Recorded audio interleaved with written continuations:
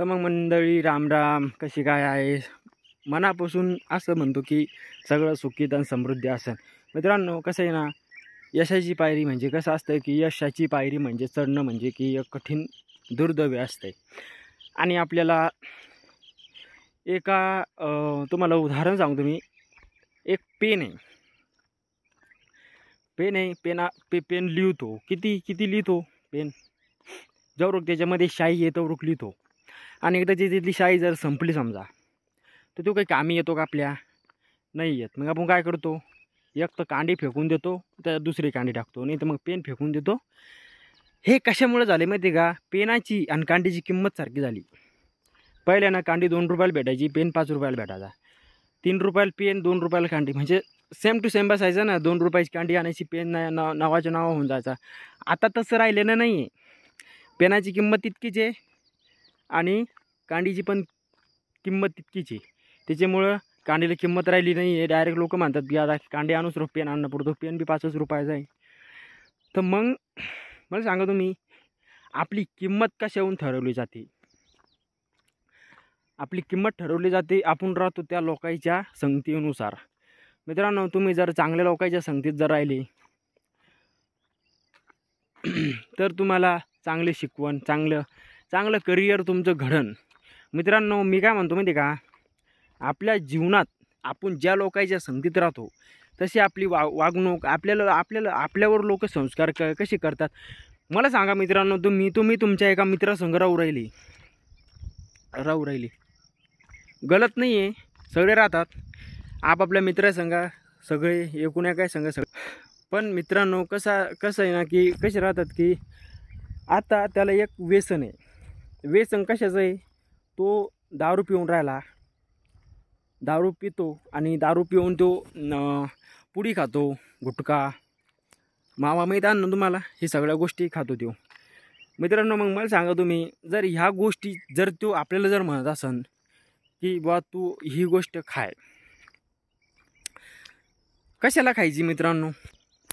आता जर तो आपल्याला गुटखा आणि सितारपुडी जर खाय म्हणून राहिला, तर मित्रांनो आपण खाणार का?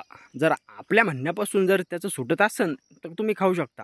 त्याला एक शब्द म्हणायचा की बा तू हे सगळं सोडून दे. तो काय म्हणतो? तो पलट उत्तर काय देतो? जर मी देवा घरी गेलो तर मला देवान जर विचारलं तुला काय असं नव्हतं, मग मी काय सांगू? अरे तुला काय देव तेच विचारायला बसला का? तो किती पुण्य केले, तो किती कर्म केले, जमिनीवर राहून काय केलं हे विचारणार नाही का देव तुला?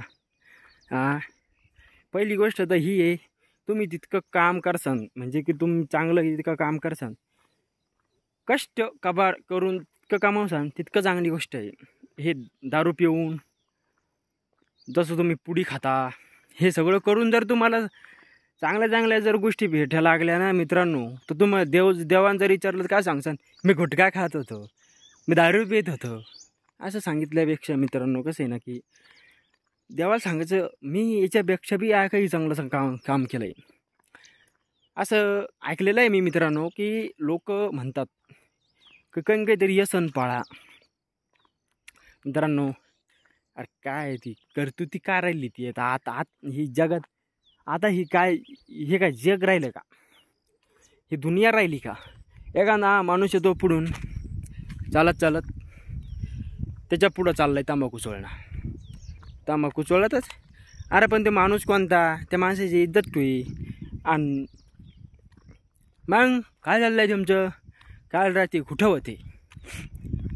आता कुठं होते? दारू, आपलं ते तोंडाचा वास बेकार दारूचा, गुटखा खायल बेकार वास, इकडं उलट्या व्हायची पाळी उरायली, तरी बोलू राहिला.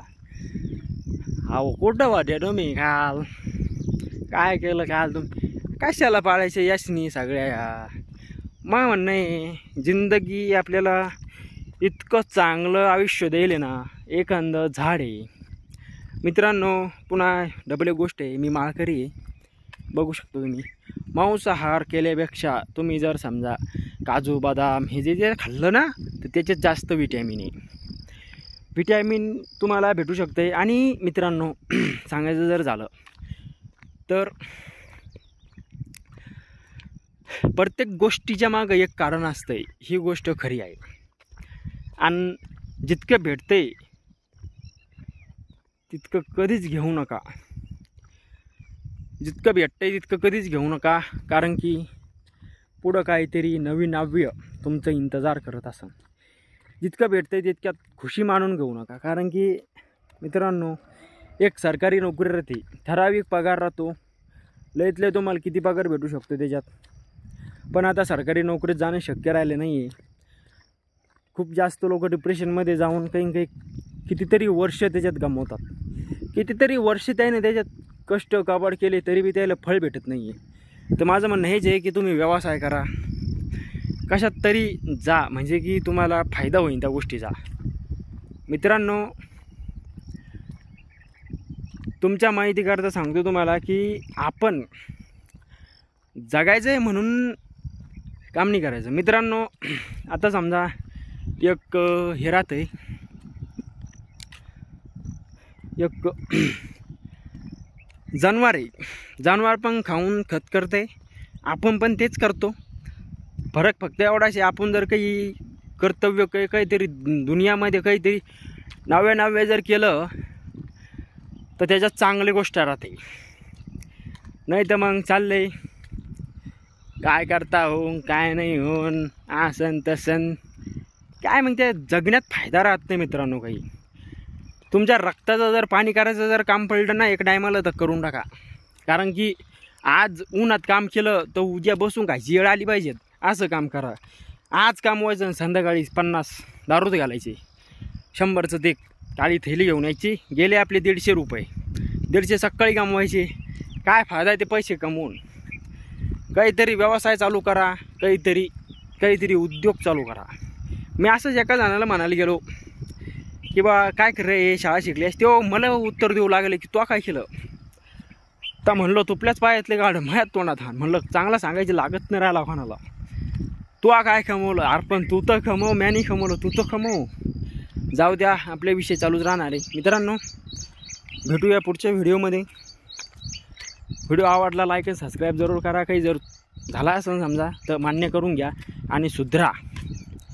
दारू गेरूच्या याच्या बांधत पडू नका, व्यसनं चांगले नसतात. चला मग भेटूया पुढच्या व्हिडिओमध्ये.